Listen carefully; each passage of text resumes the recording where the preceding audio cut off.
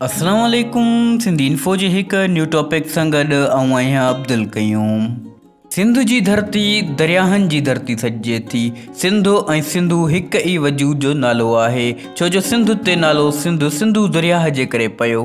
हिन खिते में दरियाहनि, वाहनि ऐं नदियुनि जी घणाई सबबि ज़राइत हिन सरज़मीन जो अवली पेशो रहियो आहे। हिन वीडियो में भी तव्हांखे सिंध जी ज़राइत जी तारीख़ी ऐं दिलचस्प मालूमात ॾींदासीं। उन खां अॻु चैनल खे सब्सक्राइब कंदा ऐं घंटी जे निशान खे ज़रूरु क्लिक कंदा। जिते सिंध जी तारीख़ जी ॻाल्हि ईंदी, मोहिन जे दड़े जी ॻाल्हि ज़रूरु ईंदी। मोहिन जे दड़े मां बि मिलियल ठिकर जे थांवनि मां कणिक जा दाणा मिलिया आहिनि। हिते शुरूआती दौर में खेती जा औज़ार पत्थर ट्रामे जा ठहियल हुया, जंहिंमें कोडर, कुहाड़ी, कारायूं ऐं फड़चियूं वग़ैरह आहिनि। मोहिन जे दड़े मां लधल ॾांद गाॾीअ जो ढांचो इन चीज़ जो सबूत आहे त माल पालण ऐं खेती जो कमु सिंध में 5000 साल पुराणो आहे।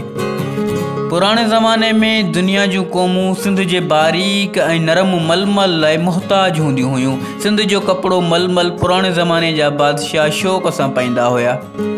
सिंध जा क़दीम माण्हू चेट ऐं कती जूं मुंदूं मुक़ररु करे फ़सलनि जी मौसमनि मुताबिक़ विरासत कंदा हुया। समन जो दौर सिंध जी खुशहाली जो दौर सॾिजे थो।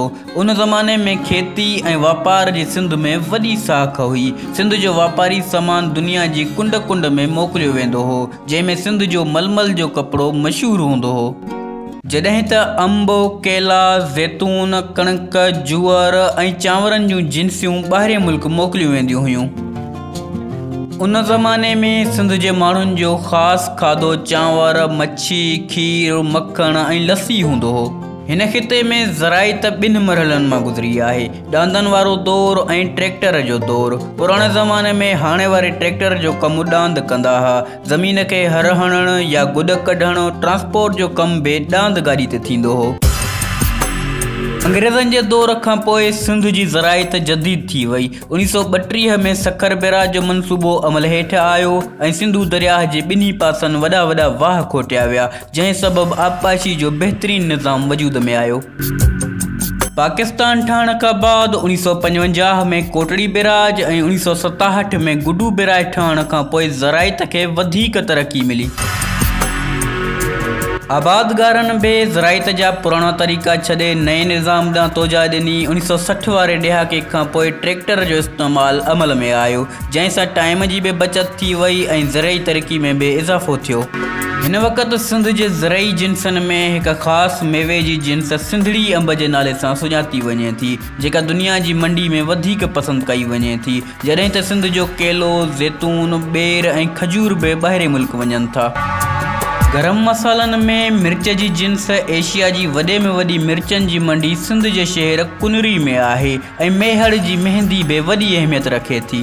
सिंध जी बहितरीन ज़राइत सां गॾु कुझु ज़राई मसइला बि आहिनि, जंहिंखे हिन वक़्तु आबादगार मुंहुं ॾेई रहिया आहिनि, जंहिंमें हाणोका माकड़ जा हमला, पाणी जी खोट जंहिं सबबि फसल मुंद ते नथो थिए, बेमुदैतियूं ऐं वधीक बारिशूं जंहिं सबबि तयारु फसल खे तमामु घणो नुक़सानु थिए थो। सिंध ऐं ज़राइत जो पुराणो ऐं गहरो रिश्तो रहियो आहे।